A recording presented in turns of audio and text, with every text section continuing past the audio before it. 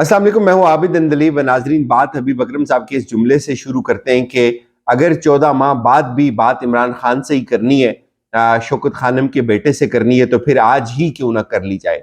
बड़ी interesting details हैं। Details कुछ यूं है कि एक सर्वे आया है, और उस सर्वे ने तहस नहस कर दिया है तमाम हुकूमती दावों को, और तमाम तर इनके जो जाली सर्वे थे उसको, और उसने इनके कानों से धुआं निकाल दिया। मैं तो ये सोच रहा था कि ये रात भर सोएंगे कैसे, ये कैसे सोए होंगे। अब ये जो सर्वे है, इसने इमरान खान को मकबूलियत के उस मीनार पे खड़ा कर दिया जिसका शायद कोई ख्वाब देख सकता है। और ये आलमी सर्वे वर्ल्ड टाइम्स का सर्वे, कोई ये आम सर्वे नहीं है। जिस तरह से मरीम साहिबा ने एक जाली ट्विटर हैंडल बनाया और उसके ऊपर एक सर्वे करके नवाज शरीफ साहब को 70% के ऊपर लेके चले गए, बिल्कुल खिलाफ मामूल वो बात थी। और उसका जो है वो हमने आपको बताया थी उसकी हकीकत क्या है। अब जरा ये बात बहुत अहम है कि जो नया तजर्बा हो रहा है, तो हबीब अकरम साहब के बकौल अगर ये तजर्बा कामयाब भी हो गया तो इसकी उम्र 14 से 15 माह होगी, और उसके बाद फिर यही फैसला किया जाएगा कि इमरान खान से ही बात की जाए। तो क्यों ना उस वक्त का इंतजार किया, उस वक्त का इंतजार करने से बेहतर है क्यों ना वो बात आज ही शुरू कर ली जाए। बहरहाल आप हैरान होंगे ये जान करके, इस वक्त पंजाब के अंदर इलेक्शन कमीशन ने जो लोकल बॉडीज हैं उसके शेड्यूल का ऐलान किया है। नाज़रीन, ये वही इलेक्शन कमीशन है जिसने सुप्रीम कोर्ट के अंदर ये बात कही थी कि हम शफाफ इलेक्शन करवाएंगे। सिर्फ 90 रोज के अंदर इलेक्शन करवाना जरूरी नहीं है, शफाफ इलेक्शन करवाना भी इतना ही जरूरी है।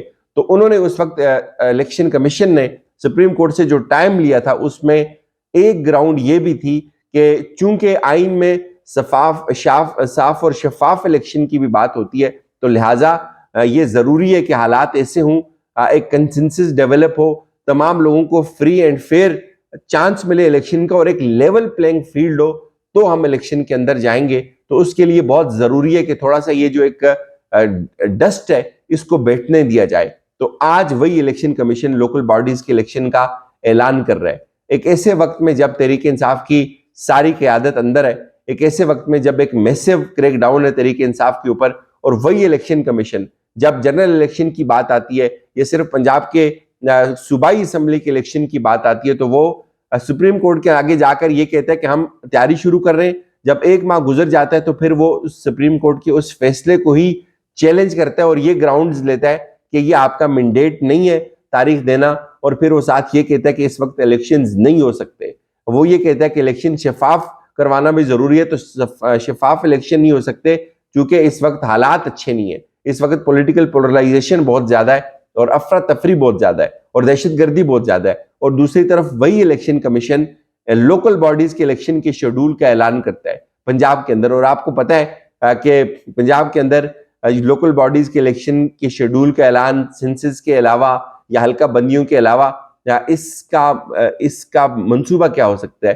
तो मंसूबा ये है, जो अगर ये इलेक्शन हो जाते हैं तो ये वाजे है कि जो मरीम साहिबा की ख्वाहिश थी कि मुझे लेवल प्लेइंग फील्ड मिले, इमरान खान को अंदर कर लिया जाए, नवाज शरीफ पाकिस्तान में आ जाए वापस, और फिर इलेक्शन हूँ, तो ये जो लोकल बॉडीज हैं इनका बड़ा इंपॉर्टेंट रोल होगा जो पंजाब की सूबाई इलेक्शन असम्बली के इलेक्शन होंगे। तो इसलिए मुझे ये लग रहा है कि ये जो अभी एक वारदात डाली गई है, ये जो शेड्यूल आ रहा है, तो इसका ये मतलब है कि ये वाजे तौर पर ये करवाने जा रहे हैं ये इलेक्शन, और इसमें तहरीक इंसाफ से माइनस ये इलेक्शन होगा। और अब तहरीक इंसाफ के जितने बदतरीन मुखालिफ लोग हैं जो इवन मीडिया के ऊपर आते हैं, जो टीवी के ऊपर आकर बैठते हैं, वो भी अब ये बात कहते हैं कि अगर ये इलेक्शन माइनस तहरीक इंसाफ हुआ तो इसकी कोई क्रेडिबिलिटी नहीं होगी, ये जीरो होगा। और यही वजह कि आप लोग ये बात कहने के ऊपर मजबूर है कि अब जो नया तजर्बा होगा इमरान खान को या तहरीक इंसाफ को माइनस करके, अब वो भी उसकी उम्र भी 14 माह से ज्यादा नहीं होगी, और उसके बाद फिर इमरान खान से बात करने की जरूरत पड़ेगी। तो बेहतर है बात आज ही कर ली जाए।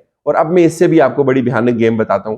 मैंने आपको पहले भी बताया था कि इलेक्शन कमीशन एक तरफ इन हालात में पंजाब के इलेक्शन शेड्यूल का ऐलान करता है, और दूसरी तरफ वो क्या कर रहा है, दूसरी तरफ वो जितने भी आलमी मुबस्सिर हैं, इंटरनेशनल मीडिया से वाबस्ता लोग हैं, जाहिर है उनको उनकी पाकिस्तान में इलेक्शन की कवरेज को उन्होंने एनओसी के साथ मशरूत कर दिया कि भाई आपको ये इदारे एनओसी देंगे, आप पहले आए, एक महीना लगा के उनसे एनओसी लें, उसके बाद आपको इजाजत मिलेगी। और उसके बाद भी आप इलेक्शन के ऊपर कोई कमेंट्स नहीं कर सकते जब तक इलेक्शन हो नहीं जाते।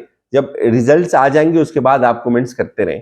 तो इससे आपको क्या लगता है, पहले वो इलेक्शन कमीशन जो कहता था कि हमने शफाफ इलेक्शन करवाना है, हमने इंटरनेशनल मीडिया को बुलाना है, उनको फैसिलिटेट करना है, उनकी रोशनी में करवाना है, अब वो इलेक्शन कमीशन ये कहते हैं कि भाई इंटरनेशनल मीडिया नहीं आ सकता, उसकी कोई जरूरत नहीं है, यहाँ उसको एनओसी लेनी होगी। तो इससे क्या लगता है आपको? इससे ये लगता है कि खिचड़ी पक रही है, और खिचड़ी ये भी पक रही है कि अब राना सनाउल्लाह खुद ये कह चुका है कि भाई जो पीडीएम है वो एक इलेक्शन इत्तेहाद नहीं है। तो यानी कि अंदर खाने लड़ाई शुरू हो गई है, वो लड़ाई जिसकी तरफ हम कई दिन से इशारा कर रहे हैं कि ये जो आपस में लड़ेंगे, अभी इनका जो मुश्तरका दुश्मन है वो इमरान खान है। जब ये इमरान खान को थोड़ा सा उसकी ताकत को कम करने में अगर ये कामयाब हो जाते हैं तो फिर ये आपस में लड़ेंगे, और ये आपस में लड़ना शुरू हो गए।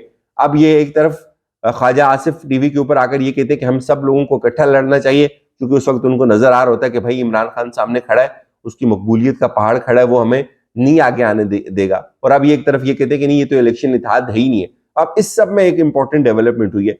वर्ल्ड टाइम ने एक सर्वे किया है, उसने, मैं कहता हूं, इनके कानों से धुआं निकाल दिया। वर्ल्ड टाइम्स की ट्विटर टाइमलाइन के ऊपर आप जाएं, वेरीफाइड उनका अकाउंट है, और उसमें बहुत सारी इंटरनेशनल खबरें आपको मिलती हैं। वो ये कहते हैं कि हमने जो एक सर्वे करवाया है, इसमें जो इमरान खान साहब हैं उनकी जो मकबूलियत है इस सर्वे के मुताबिक वो 97.6% है। वो ये कहते हैं कि इस सर्वे के मुताबिक इमरान खान जो है, वो तहरीक इंसाफ जो है, उसने एक बहुत लैंड स्लाइडिंग विक्ट्री ली है।